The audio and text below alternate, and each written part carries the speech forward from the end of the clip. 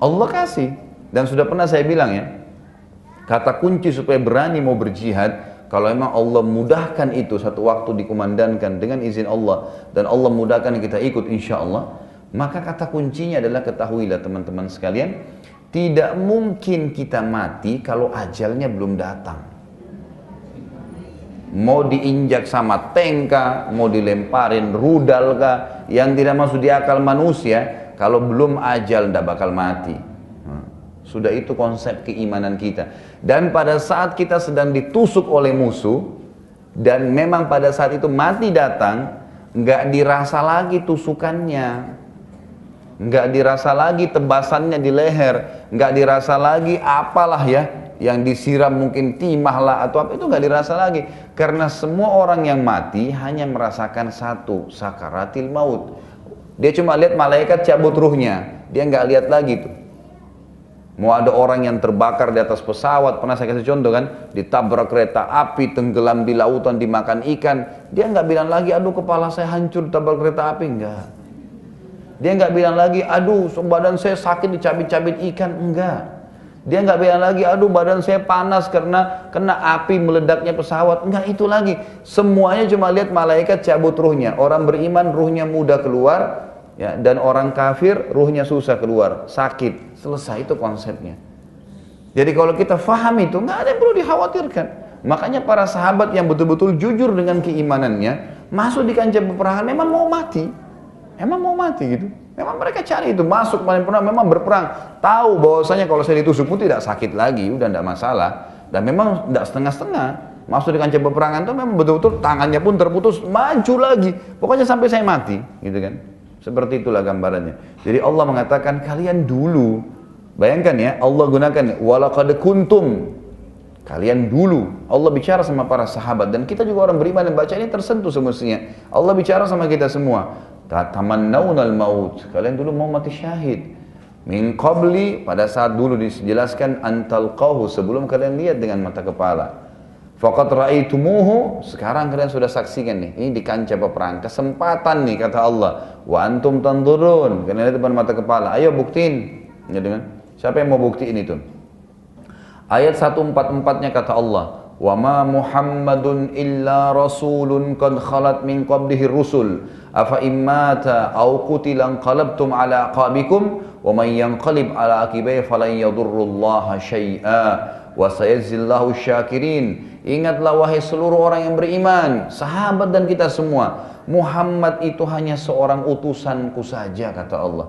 Hanya seorang rasul. Sungguh telah berlalu sebelumnya banyak rasul-rasul. Di Uhud sempat tersebar berita apa? Nabi SAW meninggal. Waktu tersebar Nabi SAW meninggal, banyak sahabat taruh pedangnya. Kata Umar bin Khattab pun berkata, waktu sampai ke telinga saya Nabi SAW meninggal, badan saya semua jadi lemas, tulang-tulang saya semua jadi lemas, saya terduduk di tanah, dan saya meletakkan pedang dan perisai saya. Udah, putus asa, gitu kan? Apa kata Allah SWT? Termasuk Umar bin Khattab dan semua sahabat pada saat itu yang patah semangat lagi. Apa kata Allah? Apakah kalau Nabi itu, Muhammad cuma utusanku saja, kata Allah.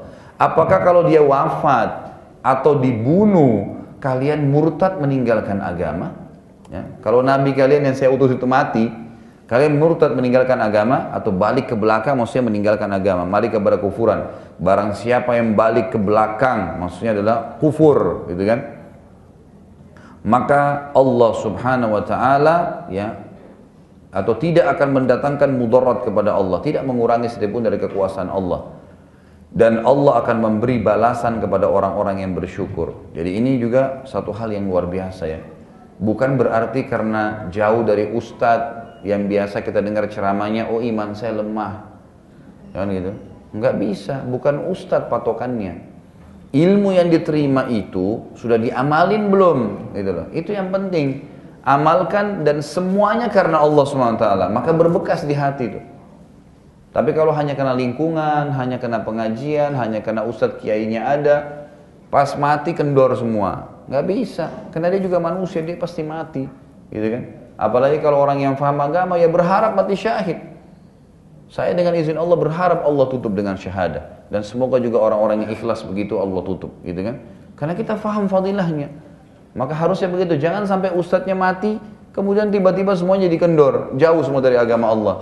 Karena pada saat itu ada kejadian, ya, sebagian ulama tafsir menjelaskan, waktu tersebar berita Nabi SAW meninggal, maka ada sebagian sahabat yang baru-baru masuk Islam, itu kemudian berpikir untuk menemui Abu Sufyan, lalu meminta pertolongan, artinya, sudahlah kami nggak mau melawan, gitu loh. Ada di antara sahabat yang sempat terpikir itu. Sementara ya, orang-orang munafik juga menyebarkan lagi berita bahwasanya Muhammad, ya, kalau seorang nabi nggak mungkin mati. Buktinya mati berarti bukan nabi kalian. Tambah syok lagi banyak sahabat gitu kan. Orang-orang munafik. Maka Allah menurunkan ayat ini untuk menenteramkan hati kaum mukminin dan juga membantah kata-kata orang munafik itu. Ya, kata-kata orang munafik itu. Tentu ayat ini yang sempat Abu Bakar baca pada saat Nabi SAW meninggal dunia, untuk menenangkan kaum muslim. Nanti kita akan bahas pada saat meninggalnya beliau SAW. Lalu Allah jelaskan teman-teman sekalian, kalau masuk ke medan perang, tadi yang saya bilang gak usah khawatir, tidak bakal mati kecuali ajalnya datang, kan gitu. Tidak sakit lagi kalau memang sudah datang ajal, mau dimutilasi, mau diinjak-injak, gak ada urusannya. Udah gak ada dirasain itu, gak usah khawatir gitu kan. Apa kata Allah tentang masalah itu? Ayat 145-nya. A'udzubillahi minasyaitonirrajim. Saya lanjutin. Wa ma kana li nafsin an tamuta illa bi idnillahi kitaban muajjala. Wa may yurid thawabad dunya nu'tihi minha wa may yurid thawabal akhirati nu'tihi minha wa sanajzis syakirin. Sesuatu yang bernyawa, siapapun yang bernyawa tidak akan mati melainkan dengan izin Allah. Mau satu negeri, mau 1 juta orang kita hadapin, nggak bakal mati. Mau dikeroyokin oleh singa, kalau belum ajal, tidak bakal mati. Itu konsep akidah. Mau kena penyakit kanker, mau kena penyakit apa saja yang berat, dokter 10 orang, 100 orang vonis dia akan mati dalam seminggu, tidak mati kalau Allah belum datangkan ajalnya. Itu konsep keimanan kita, nggak boleh ragu dengan masalah itu. Nggak bakal mati. Kata Allah, sosok yang bernyawa tidak akan mati melainkan dengan izin Allah. Sebagai ketetapan yang telah ditentukan waktunya. Allah sudah tentukan waktu dan tempatnya. Barang siapa, kata Allah Subhanahu wa taala, barang siapa menghendaki pahala dunia, ya, maksudnya balasan dunia ya, niscaya kami berikan kepadanya dunia itu. Siapa yang cuma sibuk minta dunia, takut mati, terus berpikir apa usaha apa lagi, tidak mau mengeluarkan bantu orang miskin, Allah silakan, Allah kasih. Dan siapa yang mengharapkan pahala akhirat, mengejar negeri akhirat, kami berikan pula kepadanya akhirat itu. Dan kami akan memberi balasan kepada orang-orang yang bersyukur. Ya. Lalu kemudian juga Allah SWT lanjutin, masih berlanjut ayatnya ya. Ini terus sampai 179. Ayat 146 kata Allah, wa ka'ayyin min nabiyyin qatala ma'ahu ribbiyuna katsirun fama wahanu lima asabahum fi sabilillah wa ma dha'ufu wa mastakanu wallahu yuhibbus sabirin. Allah menjelaskan para sahabat yang kendor imannya diingatkan oleh Allah Subhanahu wa taala. Jadi bukan cuma kalian, sebelum kalian tuh banyak kata Allah, dan berapa banyak nabi yang berperang bersamanya orang-orang yang beriman, pengikutnya yang bertakwa. Mereka tidak lemah, mereka pada saat musibah menimpa mereka di jalan Allah, mereka tidak lesu dan tidak pula menyerah kepada musuh. Allah menyukai orang-orang yang sabar. Allah menyukai orang-orang yang sabar. Ya. Bahkan sebagian ulama menanggapi masalah ayat ini mengatakan, orang-orang yang sangat tebal imannya, memang kuat kepada Allah SWT, biar dia lagi sendiri, musuhnya lagi mengancam apapun, dia menantang lebih besar daripada itu. Dan sudah pernah saya jelaskan ya, saya ingatkan kembali, pernah ada kisah terjadi di Afghanistan. Seorang ini tahun 90-an dulu ya, awal jihad besar di sana memang melawan Rusia. Itu kisah nyata. Ada seorang mujahid lagi jalan, malam hari biasanya kalau lagi jalan di perjalanan peperangan itu kita cuma disuruh lihat pundak teman atau ke arah kakinya gitu kan, tidak lihat kiri kanan supaya memang tidak hilang jejak. Sedikit kita menoleh biasanya kalau di hutan itu kesasar. Subhanallah, dengan hikmah Allah mujahid ini kesasar. Dia pas terang keluar, dia tiba-tiba ada di markasnya orang Rusia. Sendirian, ditawan langsung ditangkap. Tahu ini muslim. Umumnya muslim punya ciri khas, ada jenggotnya, dan itu. Mungkin dahinya hitam, ditangkap. Lalu kata pemimpin Rusianya nih, ini memang mereka kejam. Kalau membunuh memang luar biasa. Dia bilang, sebelum saya bunuh kau, kata si pimpinan Rusia ini, sebelum saya bunuh kamu, hai Muslim, saya mau tanya, ya, bagaimana caranya kalian mengalahkan tank-tank kami? Sementara peluru kalian, pelurunya waktu itu cuma pelurunya senjata namanya Kalashnikov. Kalashnikov ini senjatanya orang Rusia, waktu itu dianggap yang paling canggih, kecil. Ya, itu mungkin cuma bisa menembus orang, kalau tank nggak bakal tembus lah, istilahnya gitu kan. Tapi kenapa bisa dengan peluru Kalashnikov itu hancur tank-tank kami? Si Muslim ini ditantang ya, saya akan bunuh kamu sekarang, nggak bisa kamu lepas. Ya, dan orang-orang Rusia ini terkenal kalau membunuh dia membakar, dia memotong, mau yang kejam-kejam gitu kan, supaya memang orang-orang Muslim ini takut gitu. Apa yang terjadi? Si mujahid ini ambil pelajaran. Dia bilang sambil tersenyum, dia bilang, jangankan peluru-peluru kami, diambil tanah, ini pasir, kalau saya lempar di tank kamu terbakar. Itu, jadi dia balik nantang, gitu kan. Si pimpinan Rusia bilang ini, mana coba buktinya? Dia bilang baik, kamu mau saya buktiin? Baik. Tapi izinkan saya sholat dulu 2 rakaat. Kata si pemimpin Rusia, sholat sesukamu. Sholat dia 2 rakaat. Ini si mujahid ini berdoa begini, dia cerita tentang pengalaman dia.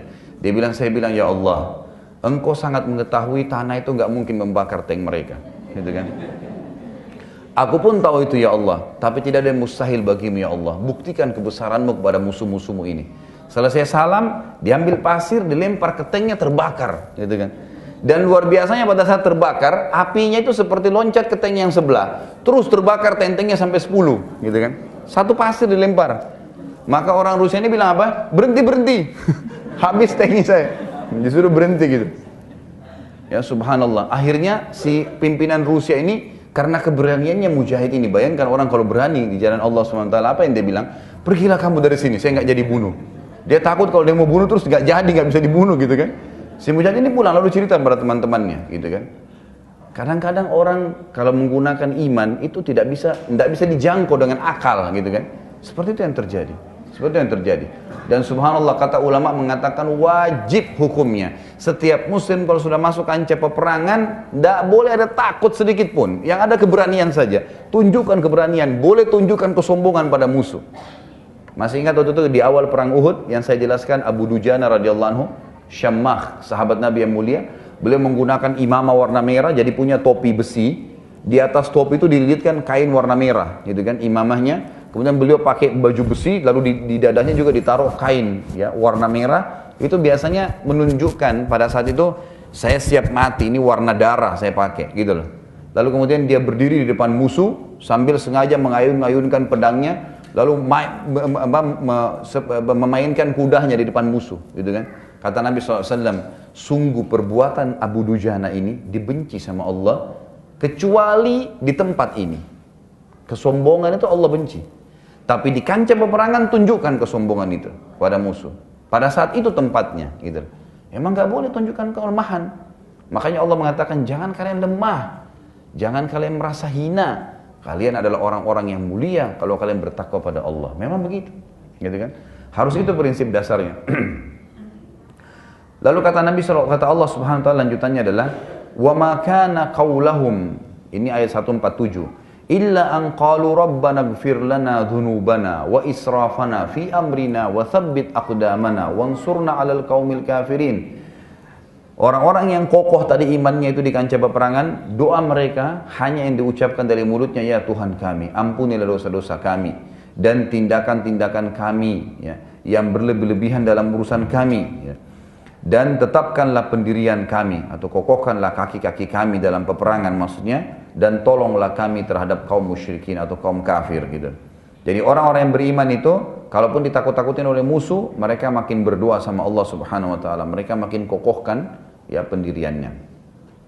Kemudian ayat 148-nya, fa'atahumullahu thawabad dunya wa husna thawabil akhirah wallahu yuhibbul muhsinin. Karena itulah Allah memberikan kepada mereka kebahagiaan di dunia dan juga kebahagiaan dan balasan yang sangat baik di akhirat, maksudnya surga. Dan Allah menyukai orang-orang yang berbuat kebaikan.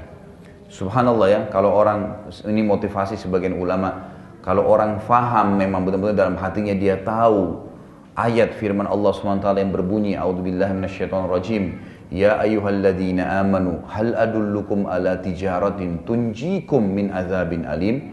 Hai orang-orang yang beriman, maukah kalian saya tunjukkan perniagaan, dagang, bisnis, gitu kan? Karena manusia kalau dibilangi bisnis ini langsung terbuka matanya, yang ngantuk jadi segar, gitu kan? Pikirannya untung. Allah pakai bahasa itu, hai orang beriman, hal adullukum ala tijaratin, maukah saya tunjukkan kalian kepada kalian bisnis, ya, tunjikum min azabin alim, yang bisa menyelamatkan kalian dari bangkrut dan siksa, penyiksaan, musibah yang tidak baik. Apa kata Allah? Apa bisnis yang Allah tawarkan? Tu'minuna billah, kalian beriman kepada Allah, wa rasuli, dan rasulnya. Terus diikutkan apa? Wa tujahiduna fi sabilillahi bi amwalikum wa anfusikum dzalikum khairul lakum in kuntum ta'lamun. Dan kalian berjihad di jalan Allah dengan harta kalian dan jiwa kalian, itu lebih baik buat kalian kalau kalian mengetahuinya. Itu bisnis yang sebenarnya. Jadi kalau orang faham kata para ulama ayat ini, dimanapun ditiupkan kancah jihad, dia sudah hadir di sana. Karena dia tahu, subhanallah, dengan hanya ikut, tunggu musuh tusuk, masuk surga tanpa hisab. 70 keluarga dijamin masuk surga. Nggak ada lagi pertanyaan mungkar nakir. Nggak butuh dimandiin orang mati syahid. Dengan bajunya dikubur begitu. Masuk surga tanpa hisab nanti hari kiamat. Masuk di surga tertinggi, surga Firdaus, hanya tinggal tunggu musuh tusuk. Ingat waktu itu di perang, salah satu peperangan juga, saya lupa Uhud atau Badar, yang sahabat lagi makan kurma, gitu kan? Kata Nabi SAW, oh di perang Badar waktu itu. Tidak ada satupun, kata Nabi SAW, yang hadir di sini kalian yang jihad nih, 300 orang lebih, kemudian mati di kancah peperangan ini kecuali pasti masuk surga. Apa kata sahabat itu? Bakhin ya Rasulullah. Bakhin itu indah sekali ya Rasulullah. Ulangin lagi. Kata Nabi SAW, demi zat yang ubun-ubunku dalam genggamannya, tidak ada seorang pun di antara kalian yang mati di sini kecuali pasti masuk surga. Lalu sahabat tersebut makan kurmanya, lagi 3 butir ya, baru 1 dimakan sama dia, lalu dia bilang innaha lahayatun tawilah. Teman-temannya belum faham nih di sebelahnya, dia bilang hidup ini masih lama. Dibuang sama dia yang 2 butir, yang 1 butir pun dibuang sama dia, tinggal yang di mulutnya dikunyah, lalu masuk ke medan perang dan perang akhirnya terbunuh, gitu kan. Artinya dia bilang kalau saya harus habisin 3 butir kurma ini masih lama, gitu. Karena luar biasanya sudah tahu ini, sudah faham, tinggal tunggu ditusuk mati. Mau apa gitu? Bapak Ibu sekalian, kalau kita meninggal dunia, dan kita pasti meninggal ya, perhatikan dan ingat kata-kata ini. Kalau kita meninggal dunia Bapak Ibu sekalian, kalau kita sudah mati, kita tidak ingin lagi kembali ke dunia. Itu untuk apa? Untuk kembali ke rumah yang selama ini kita kejar cicilannya, atau kita berusaha isi perabotnya yang bagus, atau kita mau kembali kepada istri atau suami, atau anak-anak, atau apalah ya, kebun, mobil yang mewah, jabatan, teman-teman, itu sudah nggak ada. Apa yang Allah ceritakan kalau orang mati? A'udzubillahi minasyaitonir rajim. Qala rabbirji'un. Wahai Tuhanku, kembalikan saya di dunia. Semuanya akan mengatakan kalimat ini. Siapapun dia. Ya Allah, wahai Tuhanku, kembalikan saya di dunia. Untuk apa? Kembali ke mobil yang mewah, saya mau pakai lagi ya Allah. Rumah yang bagus, saya mau tidurin lagi ranjang saya yang 100 juta. Ya, atau menggauli istri ataupun berkumpul dengan suami, dengan anak-anak. Bukan lagi. La'alli a'malu salihan fima tarakt, supaya ya Allah saya hidup itu hanya untuk mengejar yang amal-amal soleh dulu yang saya lalai kerjakan. Berharap kembali sujud sekali, berharap kembali Quran yang selama ini Bapak Ibu taruh cuma dipajang di tembok kamar, di lemari itu, berharap waktu mati, ya Allah kenapa saya pajang ya, kenapa saya nggak baca gitu. Pada saat kita meninggal Bapak Ibu sekalian, kita berharap, menyesal kenapa rekening saya itu nolnya banyak, tidak saya infakin di jalan Allah. Selama ini cuma bangga, syaitan buat bangga, tuh bertambah lagi tuh, sudah 100 juta, 120, kapan lagi jadi 150, terus begitu, sehingga pelit tidak infakkan jalan Allah. Kalau kita mati jadikan apa itu? Warisan. Nggak ada yang dibawa ke kuburan. Semua orang nyesal pada saat itu, berharap sujud sekali, kemudian kembali, ya, mati lagi. Apa kata Nabi SAW? Semua orang yang mati, yang tidak berharap lagi kembali ke dunia, maksudnya untuk kembali ke dunia kalau selain amal soleh, kecuali mujahid. Mujahid itu kata Nabi SAW berharap kembali ke dunia untuk khusus ikut perang lagi, dibunuh lagi. Dia sudah tahu nih pada saat ditusuk, kan kita pikir yang masih hidup sakit ya. Orang yang sudah mati syahid itu berharap kembali ke dunia supaya ditusuk lagi, mati lagi. Begitu terus kata Nabi SAW. Dia berharap mati, kemudian ditusuk lagi, hidup lagi. Begitu terus, ya. Karena dia sudah rasakan bagaimana yang Allah janjikan. Ingat, yang kita bahas ayat Al-Quran, bukan dongeng, sebuah fakta lapangan yang kita imani. Ini ayat Al-Quran. Kata Allah SWT lanjutannya ayat 149. Ya ayyuhalladzina amanu in tuti'ul ladzina kafaru yaruddukum ala aqabikum fatanqalibu khasirin. Hai orang-orang yang beriman, kalau kalian mentaati orang-orang kafir, siapapun yang bukan muslim kafir namanya, Nasrani, Yahudi, siapa saja, kalau kalian mentaati orang-orang kafir, niscaya mereka akan mengembalikan kalian kepada kekafiran, dan jadilah kalian orang-orang yang rugi.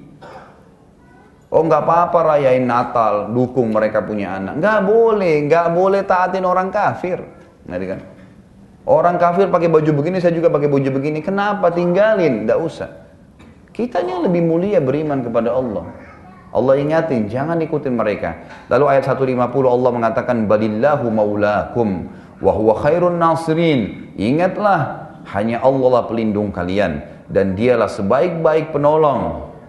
Lalu 151 kata Allah, musuh kalian sekuat apapun Allah sudah tanamkan asal beriman. Sanulqi fi qulubil ladzina kafarur ru'ba bima asyraku billahi ma lam yunazzil bihi sultana wa ma'wahumun nar wa bi'sa mathwal zalimin. Akan kami masukkan ke dalam hati orang-orang kafir yang sedang kalian hadapin. Kalau kalian sedang berhadapan dengan musuh, Allah sudah masukkan dalam hati mereka rasa takut, disebabkan karena mereka mempersekutukan Allah dengan sesuatu yang Allah sendiri tidak menurunkan keterangan tentang itu. Tempat kembali mereka adalah neraka, dan itulah seburuk-buruk tempat orang-orang zalim. Lalu Allah mengatakan di dalam 152, walaqad sadaqakumullahu wa'dahu idh tahussunahum bi'idznih. Perhatikan di sini damirnya, pembicaraannya Allah kayak bicara langsung nih. Walaqad sadaqakumullah, ya. Allah telah menyampaikan, memenuhi janjinya pada kalian, wahai orang-orang yang beriman. Walaqad sadaqakumullah wa'dahu idh tahussunahum bi'idznih hatta idza fashiltum wa tanaza'tum fil amri wa 'asaytum min ba'di ma arakum ma tuhibbun minkum man yuridud dunya wa minkum man yuridul akhirah thumma sarafakum anhum liyabtaliyakum wa laqad 'afa 'ankum wallahu dzu fadlin 'alal mu'minin. Sesungguhnya Allah telah memenuhi janjinya kepada kalian ketika kalian membunuh mereka dengan izinnya sampai pada saat kalian lemah dan berselisih dalam urusan itu. Maksudnya di sini pada saat perang Badar Allah buktikan kalian menang, kalian berhasil membunuh mereka, gitu kan? Sampai kalian berselisih dan merasa lemah di perang Uhud, gitu kan? Sebagian ulama tafsir bilang waktu awal masuk di kancah perang Uhud kalian bertakbir, kalian semangat, Allah buktiin menang langsung, hitungan menit menang, gitu kan? Jadi sini kata Allah SWT, sesungguhnya Allah telah memenuhi janjinya, berikan kemenangan kepada kalian jika pada saat kalian membunuh mereka dengan izin Allah. Dan pada saat kalian lemah dan berselisih dalam urusan itu, maksudnya tadi pemanah turun, gitu kan? Berselisihlah di antara sahabat di atas gunung itu dan mendurhakai perintah Rasul sesudah Allah memperlihatkan kepada kalian apa yang kalian suka. Allah sudah lihatkan menang, gitu kan? Kenapa harus ada yang turun dari gunung itu, gitu kan? Di antara kalian ada yang menghendaki dunia, di antara orang-orang yang 43 turun itu berharap dunia, dan ada di antara kalian yang berharap akhirat. 7 orang yang tersisa tadi berharap akhirat. Kemudian Allah memalingkan kalian dari mereka untuk menguji kalian. Akhirnya dikalahkanlah. Dan sesungguhnya Allah telah memaafkan kalian. Dan ini keluar biasanya ya, kemahamurahannya Allah. Nanti akan kita ambil dalam pelajaran-pelajaran atau kaidah dalam agama. Dan Allah mempunyai karunia yang dilimpahkan atas orang-orang yang beriman. Artinya nanti kaidah agama ada akan di poin setelahnya. Termasuk dalam memaafkan adalah sifat Allah Subhanahu wa taala. Baik, ayat 153. Ini masih panjang, saya percepat sedikit. إذ تسعلون ولا تلؤون على أحد والرسول يدعوكم في أخراكم فأثابكم غما بغم لكي لا تحزنوا على ما فاتكم ولا ما أصابكم والله خبير بما تعملون. Ingatlah ketika kamu lari dan tidak menoleh kepada seorang pun, maksudnya di medan perang, waktu kocar kacir itu kan sudah banyak yang terbunuh, kalian lari semua dari kancah peperangan. Ingat pada saat kalian lari dari kancah peperangan dan tidak menoleh kepada siapapun, sedangkan Rasul berada di antara kawan-kawan kalian yang lain dan memanggil kalian.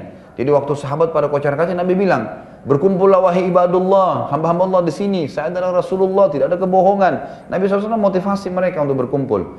Karena itu Allah menimpahkan atas kalian kesedihan di atas kesedihan. Kenapa? Karena tidak menjawab panggilan Rasul SAW. Supaya kalian jangan bersedih hati lagi, ya, terhadap apa yang luput. Jadi kalian cukup bersedih karena memang kenapa melanggar perintah Nabi SAW. Tapi setelah itu Allah akan angkat kesedihan itu yang menimpa kalian agar kalian pada saat kalian sudah sadarin Allah Maha mengetahui apa yang kalian kerjakan.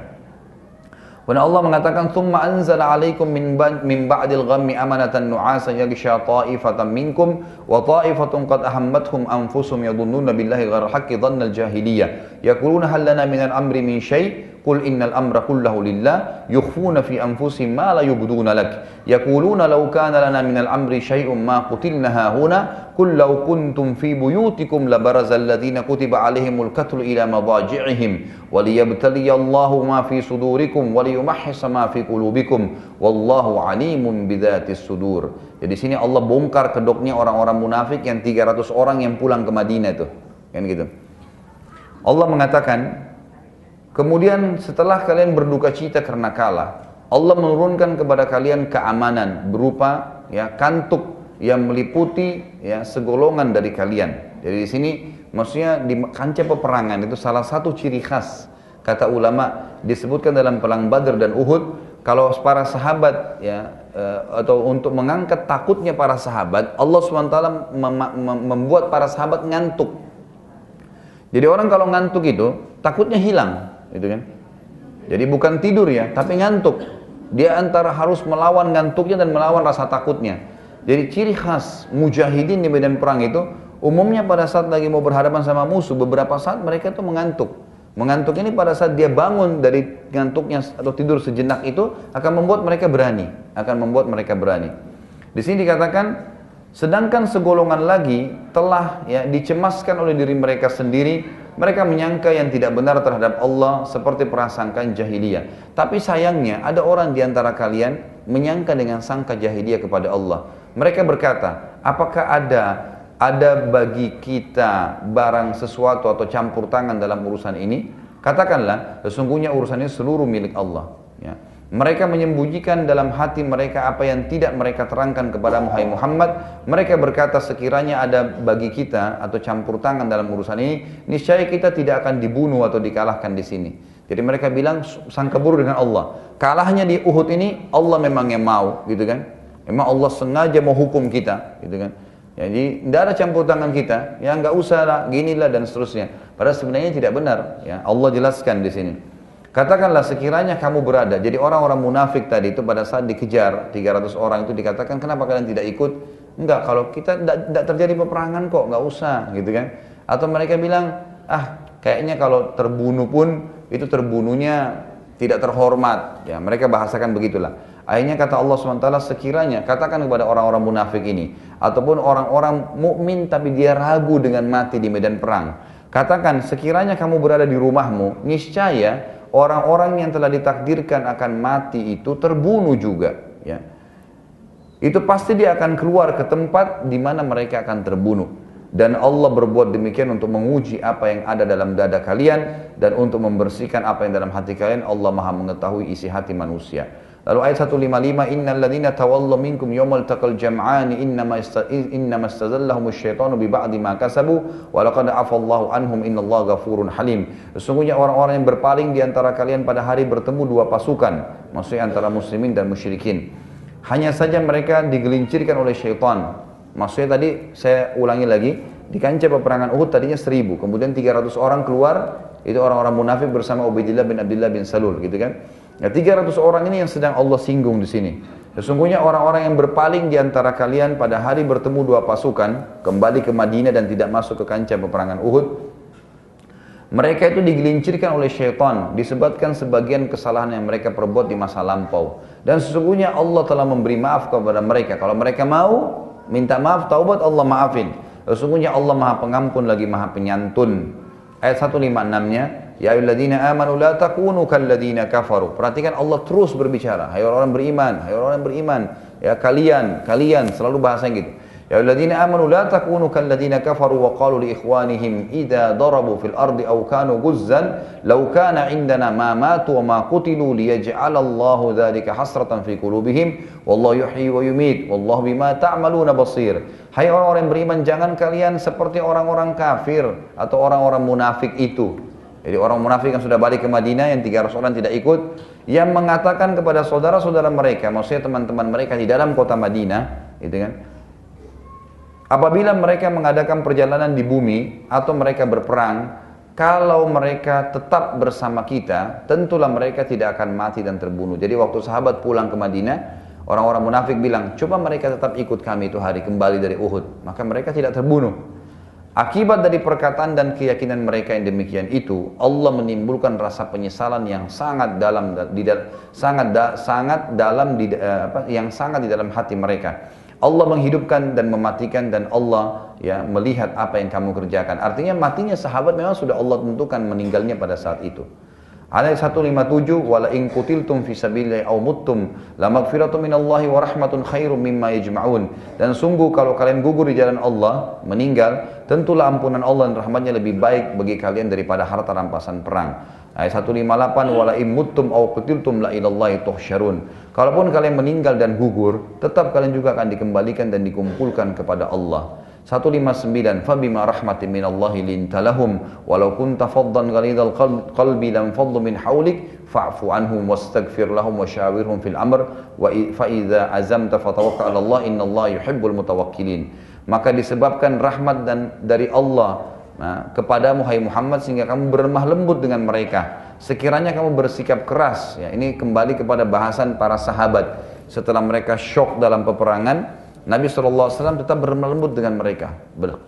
Lemah lembut dengan mereka. Kalau seandainya kau berhati keras hai Muhammad dan kasar, tentulah mereka menjauhkan diri dari sekelilingmu karena mereka baru terpukul dengan peperangan.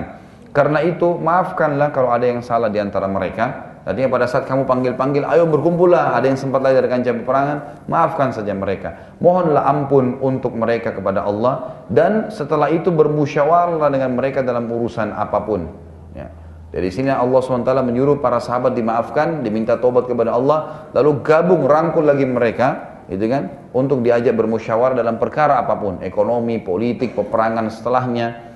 Kemudian apabila kamu telah membulatkan tekad, sudah niat, sudah berazam, maka bertawakkallah kepada Allah. Lakukan. Sesungguhnya Allah menyukai orang-orang yang bertawakal kepadanya.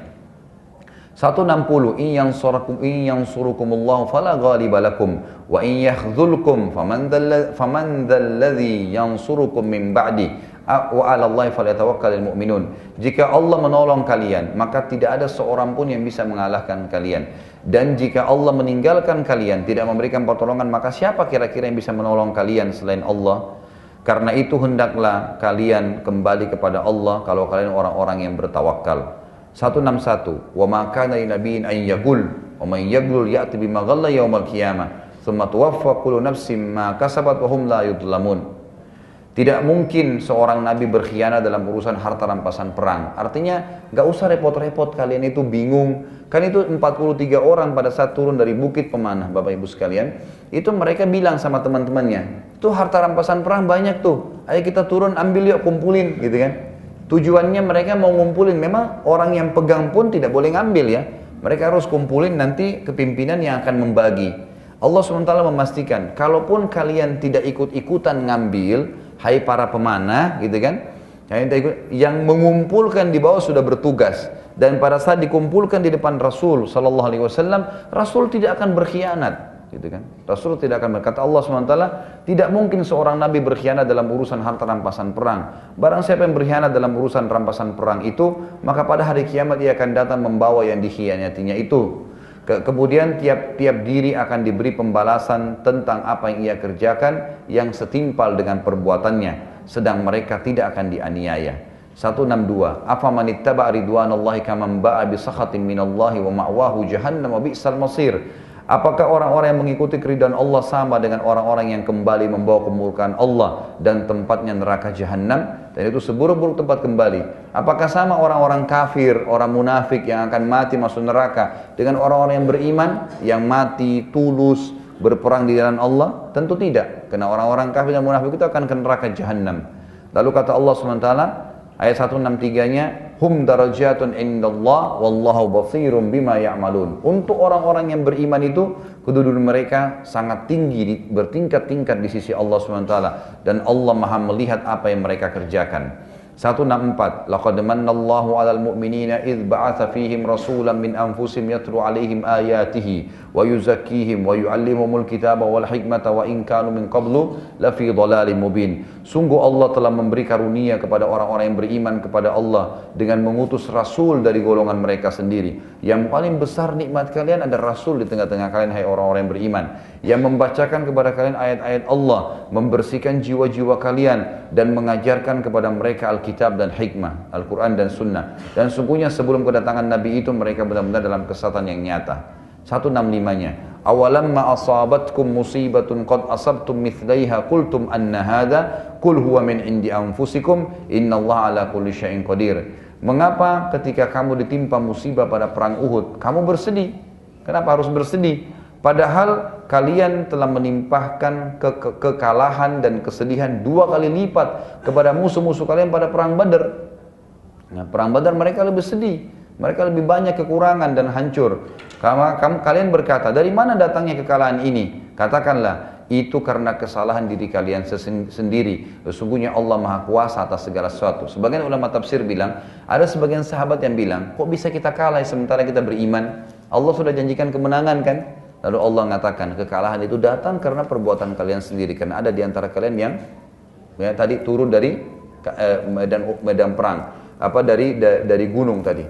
Perlu Bapak Ibu tahu juga ya, kalau Bapak Ibu kembangkan lagi pertanyaan mengatakan, loh kan yang berkhianat, tanda kutip, bukan yang berijtihad tadi, turun dari bukit itu kan cuma 43 orang.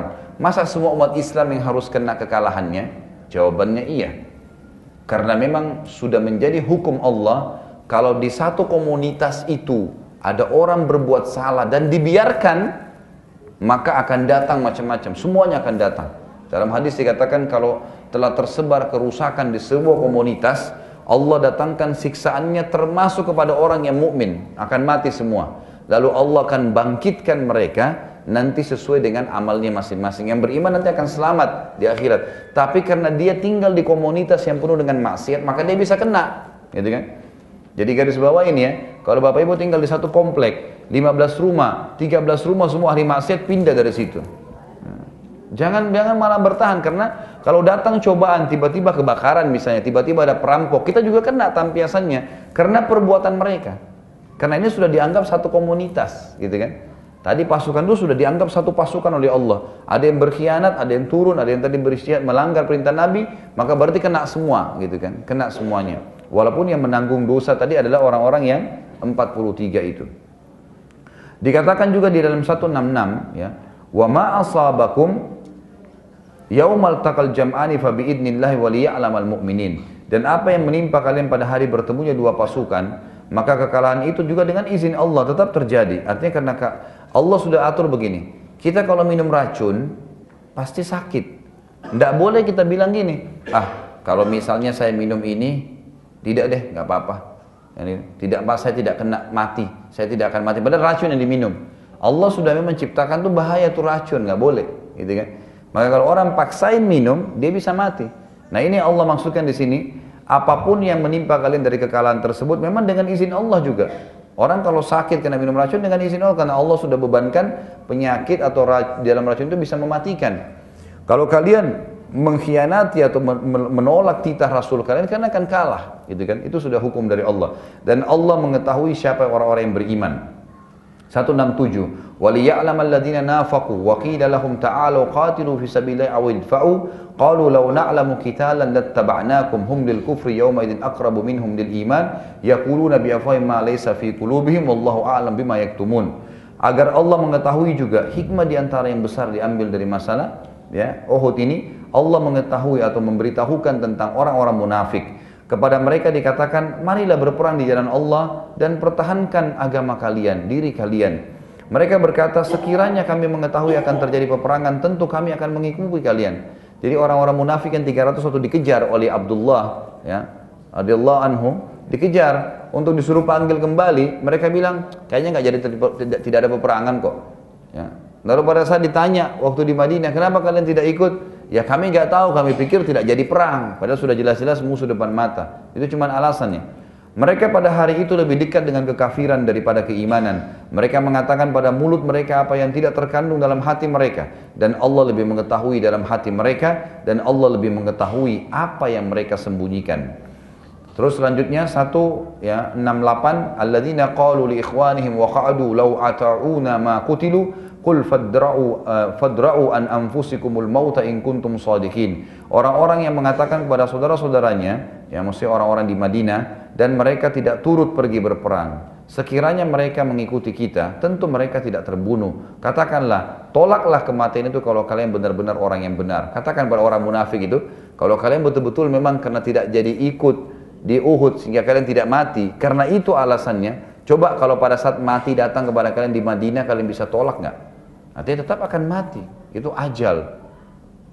170-nya farihina bima, maaf 169, wala tahsabanna alladziina qutilu fi sabilillahi amwata bal ahya'un 'inda rabbihim yurzaqun. Dan janganlah kalian mengira orang-orang yang gugur di jalan Allah itu mati, tapi mereka hidup di sisi Tuhan mereka dan mendapatkan rezeki. Kemudian dikatakan 170 farihina bima atahumullah min fadli wa yastabshiruna billadzina lam yalhaqu bihim alla khaufun 'alaihim wa lahum yahzanun. Mereka dalam berita gembira, keadaan gembira disebabkan karunia Allah yang diberikan kepada mereka. Maksudnya karena mereka mati syahid, mereka sudah dapat balasan yang sangat baik. Mereka lagi senang sekarang orang mati syahid itu.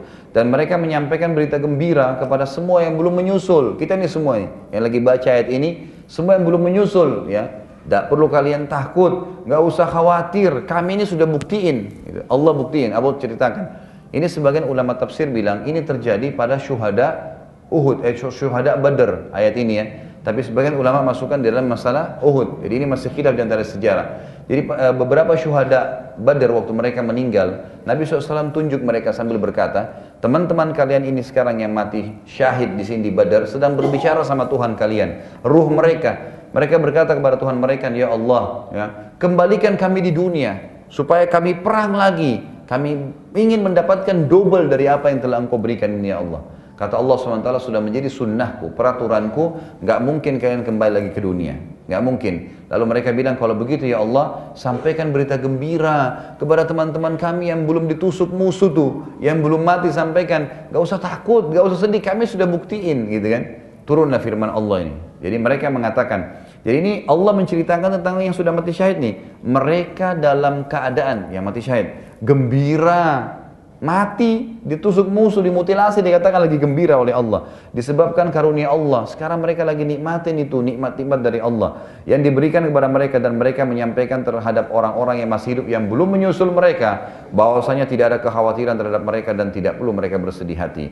171 yastabshiruna bi ni'matin minallahi wa fadlin wa anna Allah la yudhi'u ajral mu'minin. Mereka gembira dengan nikmat dan karunia yang besar dari Allah, dan bahwasanya Allah tidak akan menyia-nyiakan pahala orang yang beriman.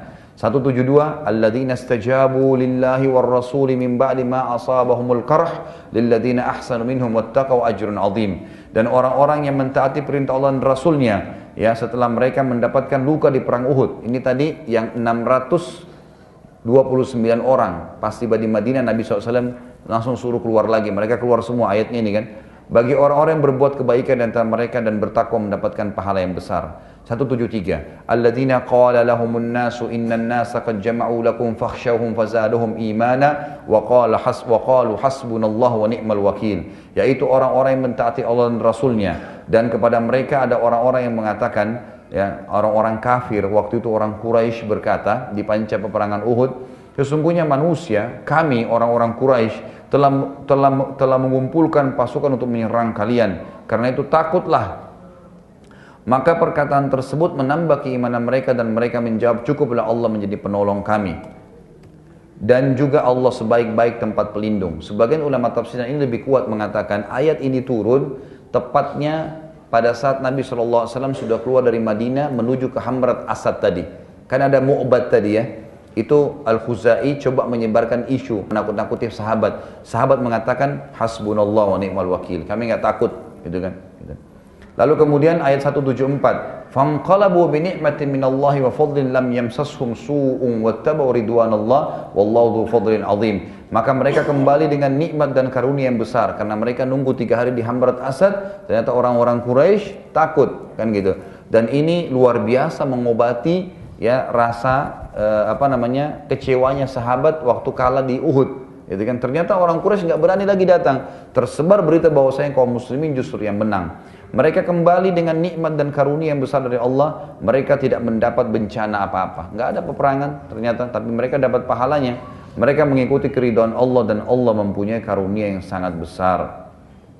175, "Innama dzalikumus syaitanu yukhawwifu awliya'ah, fala takhafuhum wa khafuni in kuntum mu'minin." Sesungguhnya semua itu yang kalian dengar isu yang kalian dengar, takutlah, musuh kuat, beginilah, senjatanya kuat, mereka punya prajurit banyak, mereka punya teknologi, semua begitu. Itu hanya upaya syaitan yang menakut-nakuti kalian dengan kawan-kawannya, orang-orang kafir itu. Karena itu, janganlah kalian takut kepada mereka dan takutlah kepadaku kalau kalian benar-benar beriman. Ya, subhanallah, ini ada sebuah poin pelajaran di sini ya. Sekarang ada umat Islam yang bukan memotivasi umat Islam untuk membela agama Allah, tapi takut-takutin orang Islam. Ya, oh, enggak bisa kita lawan Amerika. Amerika itu kuat, teknologinya canggih, begini, begitu. Saya tanya Bapak Ibu sekalian, kalau kita kembali ke buku sejarah, pernahkah Anda temukan pasukan Islam lebih banyak daripada pasukan kafir? Pernahkah dalam sejarah Islam dicatat senjata umat Islam lebih canggih daripada orang kafir? Belum pernah. Pasti pasukan lebih sedikit, lebih sederhana, ya, jumlahnya lebih sedikit itu biasa, dan lebih sederhana senjatanya, lebih sedikit persiapannya, begitulah. Tapi menang, gitu kan? Karena Allah sudah mengatakan sudah kemenangan dari Allah SWT, gitu, bukan dari orang-orang kafir. Ini subhanallah banyak orang malah takut-takutin umat Islam gitu. Wala yahzunka 176 wala yahzunka alladziina yusari'una fil kufur innahum lan yadurrullaha syai'a yuridullahu alla yaj'ala lahum hazzan fil akhirah wa lahum 'adzabun 'adzim. Jangan kalian sedih dengan orang-orang yang segera menjadi kafir. Orang yang sudah murtad tinggalin. Ya, kadang-kadang subhanallah ada satu orang Islam murtad kita ketakutan. Oh, sana satu murtad tuh, biarin murtad. Islam enggak butuh dengan orang murtad. Urus yang muslim, kan gitu. Dia pilih kafir, ya kafir aja. Kata Allah, nggak usah sedih dengan orang yang kafir. Ya, dia yang bodoh, bukan kita. Dia yang bodoh, ngapain kita yang sedih, gitu kan? Walaupun kerabat kita sendiri. Sesungguhnya mereka tidak sekali-kali dapat memberikan mudarat kepada Allah. Allah nggak rugi dengan dia murtad tuh. Dia yang rugi, Allah nggak perlu dengan dia gitu. Allah berkehendak tidak akan memberikan bagian buat dia di akhirat sebenarnya, gitu kan? Dan bagi mereka azab yang pedih. 177 Innal ladzina ishtarawul kufra bil imani lan yadurrullaha syai'a wa lahum adzabun alim. Sesungguhnya orang-orang yang menukar iman dengan kekafiran, di sini turun kepada orang-orang munafik tadi itu. Sekali-kali mereka tidak dapat memberikan mudarat kepada Allah sedikit pun, dan bagi mereka azab yang pedih. 178-nya wala yahsabannal ladzina kafaru annama numli lahum khairun li anfusihim innama numli lahum liyazdadu itsma wa lahum adzabun muhin. Di sini Allah berikan keterangan kepada orang yang beriman, orang-orang kafir tuh yang sempat menang untuk kalian di medan Uhud, walaupun asalnya kalian kalah, ada pelanggaran yang kalian lakukan, tapi orang yang terbunuh mati syahid di antara kalian. Kalian pulang dapat pengalaman, nggak ada yang rugi. Tapi orang-orang kafir itu, apa kata Allah? Dan jangan sekali-kali orang-orang kafir itu menyangka bahwa pemberian tangguh kami kepada mereka, maksudnya masih diberikan umur sedikit, masih diberikan kemenangan sedikit, adalah lebih baik bagi mereka. Sesungguhnya kami memberi tangguh kepada mereka hanyalah supaya bertambah dosa-dosa mereka, dan bagi mereka azab yang menghinakan. Terakhir ayat 179-nya. Maka Allahu liyadharal mu'minina ala ma antum alaihi hatta yamizal khabitha minat tayyib wa ma kana Allah liyutli'akum alal ghaibi walakinna Allah yajtabi min rusulihi man yasha fa aminu billahi wa rusulihi wa in tu'minu wa tattaqu falakum ajrun azim. Allah sekali-kali tidak akan membiarkan orang-orang yang beriman dalam keadaan kamu sekarang ini. Artinya Allah tidak mungkin membuat kamu terus-menerus susah, enggak. Allah cuma kasih pelajaran, nih pelanggaran terjadi, nih akibatnya, gitu kan? Berzina, ya ini hukumannya. Tapi nanti Allah tarik lagi kembali, gitu kan? Seperti itu. Allah tidak akan biarkan, sehingga Dia menyisihkan mana yang buruk, Ya. Jadi Allah jadikan pun kejadian itu terjadi pun di Uhud, hikmahnya adalah Allah pisah di antara kalian. Ternyata dari 1.000 itu 300 munafik. Ya. Dan ada 700 yang baik beriman. Gitu kan. Allah menyisihkan, mengeluarkan yang buruk orang munafik dari yang baik orang yang beriman. Dan Allah sekali-kali tidak akan memperlihatkan kepada kalian hal-hal yang gaib. Akan tapi Allah memilih siapa yang dikehendakinya di antara rasul-rasulnya. Tapi Allah sebenarnya, ini berita pasti benar yang Allah janjikan. Cuman Allah tidak akan memberitahukan kalian berita gaib. Allah tidak akan bilang, oh di Uhud kalian kalah, nanti ada yang terbunuh, orang kafir begini, nanti ada yang berkhianat. Allah sudah tahu sebenarnya. Tapi Allah mengatakan, Allah tidak ingin memperlihatkan hal gaib kepada kalian. Ya, tapi Allah memilih dari rasul-rasulnya yang Allah ingin sampaikan. Karena itu berimanlah kepada Allah dan Rasulnya, dan jika kalian beriman dan bertakwa maka kalian akan mendapatkan pahala yang besar. Sebagai penutup Bapak Ibu sekalian, dalam bahasan kita adalah tentu dalam membela kebenaran, gitu kan. Yang penting adalah membela kebenarannya, dan kebenaran itu sesuai dengan Allah dan Rasulnya. Kalau kebenaran itu diatur dengan baik, ya, maka yang dilihat pun kebenarannya, bukan orangnya lagi, bukan pejuangnya. Misal ada orang berperang di jalan Allah Subhanahu wa taala.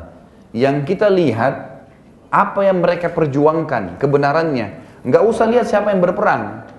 Mau dia orang miskin, mau dia orang kaya, mau dia orang baru masuk Islam, tadi enggak penting. Tapi apa yang mereka perjuangkan. Kata Ali radhiyallahu anhu, kebenaran itu sebenarnya engkau akan mengetahui dari pembela-pembelanya, dan bukan kebenaran dari julukan seseorang padanya. Maksudnya kenapa orang membela kebenaran? Karena itu kebenaran sendiri memang harus dibela, gitu kan? Kurang lebih seperti itu. Lalu saya ringkaskan sini beberapa poin. Ada yang keempat, ya, lahirnya beberapa kaidah penting dalam agama. Yang pertama, memaafkan adalah perintah Allah. Karena Allah memaafkan dan menyuruh Nabi SAW tadi memaafkan kalau ada yang taubat tadi. Yang kedua, tentu saya sudah pernah jelaskan ya Bapak Ibu, kalau ada orang buat salah, maafin aja. Selama dia belum minta maaf kepada kita, tetap hukuman akan datang kepadanya. Jadi memaafkan perintah ibadah. Ada yang gibah kita, maafin. Ada orang utang belum bayar, maafin. Kita maafin lebih dulu. Maafin ini sebuah ibadah. Tapi selama dia belum melakukan, dia belum minta maaf, dia belum mengembalikan, gitu kan, maka berarti dia tetap akan dihukum oleh Allah. Jadi memaafkan sendiri ibadah itu. Yang kedua adalah bermusyawarah, bagian daripada ibadah, daripada agama kita. Nabi SAW disuruh setelah perang kalaupun di Uhud selalu bermusyawarah dengan para sahabat. Jadi cobalah bermusyawarah dengan teman-teman sekitar yang dipercaya. Yang ketiga, Allah Zat yang maha tahu dan berkuasa, serta selalu senantiasa mendidik orang-orang yang beriman. Yang keempat, ini poin-poin kaidah yang diambil ya dari perang Uhud juga.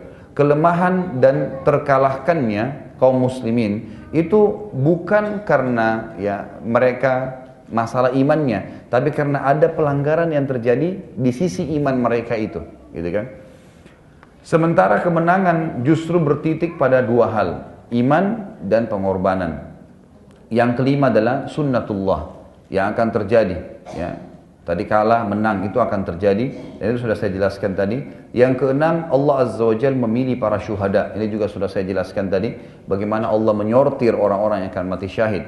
Dan yang ketujuh, dan ini poin terakhir adalah syaitan menakut-nakuti. Maaf, bukan poin terakhir ya. Syaitan menakut-nakuti ya, semua orang yang beriman, tapi upaya dia hanya menakuti. Pasti setiap kali Bapak Ibu mau ibadah ditakutin sama syaitan. Dikhawatirkan, mau bangun subuh masih ngantuk misalnya, gitu kan. Mau ke masjid hujan padahal cuma gerimis, gitu kan. Misal apa sajalah, oh sudah terlambat, sudah iqamah, sudah masuk salat di rumah aja. Dia berusaha membuat kita khawatir. Setiap ada kekhawatiran itu tepis aja, langsung lakukan dan bertawakal kepada Allah SWT. Ini senjata syaitan, ya, gitu. Mau jihad, tidak usah nanti kamu mati, kalau luka bagaimana, kalau perutmu nanti ditusuk bagaimana, kalau ini ditakut-takutin, gitu kan. Padahal belum tentu musuh bisa menyentuh dia. Yang kedelapan, belajar dari masalah atau musibah jauh lebih besar nikmatnya dibandingkan belajar dari masalah atau musibah jauh lebih besar daripada nikmat. Belajar dari musibah yang sedang terjadi itu sebenarnya lebih besar daripada sedang menikmati nikmat yang ada, gitu kan.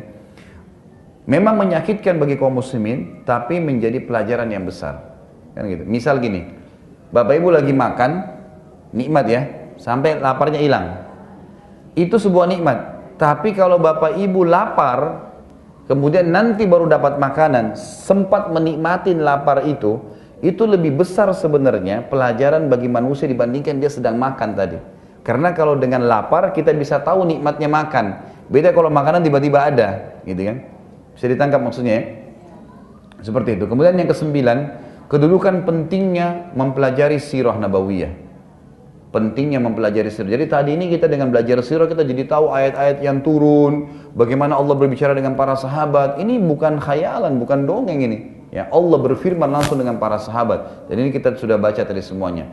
Dan yang terakhir poin ke-10 adalah sempurnanya agama Islam ini karena Islam menjelaskan dan membuka segala sesuatu termasuk kekalahan orang-orang beriman. Jadi bukan aib dalam Islam. Waktu perang Uhud Allah ceritakan tentang mereka kalah. Allah jelaskan penyebab kalahnya. Dan Islam itu menandakan agama yang sempurna karena salah pun dijelaskan, gitu kan? Bukan aib untuk menceritakannya. Banyak orang, subhanallah, ya, selain non-muslim, mereka menutup-nutupi kesalahannya dan menonjolkan kemenangan. Bahkan banyak yang merekayasa data. Nggak pernah menang tapi menang terus, gitu kan? Pernah nggak antum lihat film Amerika itu kalah? Hah? Kalah atau menang terus? Dengan hebatnya ada Rambo yang cuma khayalan saja, gitu kan? Itu kan cuma khayalan. Ya, dengan badannya besar, kemudian dia bisa bermain dengan actionnya mengalahkan satu negeri, satu kota, bisa mengalahkan. Itu bohong, nggak ada. Mana benar nggak benar, gitu kan? Nggak benar. Tapi dalam Islam memang benar, yang benar, yang salah. Dan dalam Islam memang peperangan itu terjadi dengan kerjasama antara semua pasukan dan prajurit. Allahu a'lam. Ini kurang lebih pelajaran kita hari ini, dan insya Allah pertemuan akan datang nanti kita akan lanjutkan lagi dengan beberapa peperangan yang terjadi setelah perang Uhud itu sendiri. Dan mohon maaf untuk hari ini saya tidak buka pertanyaan karena waktu yang terdesak. Nah, saya harus ke Cikarang lagi. Tapi mudah-mudahan Bapak Ibu insya Allah kalau punya pertanyaan bisa melalui SMS ke saya atau di WhatsApp yang sudah pernah saya tinggalkan nomor HP, atau juga bisa disimpulkan dan dikumpulkan. Insya Allah pertemuan akan datang kita akan bahas lagi. Mungkin sampai situ dulu. Kalau ada benar dari Allah, kalau ada salah dari saya mohon dimaafkan. Subhanakallahumma bihamdika asyhadu an la ilaha illa anta astaghfiruka wa atubu ilaik. Assalamualaikum warahmatullahi wabarakatuh.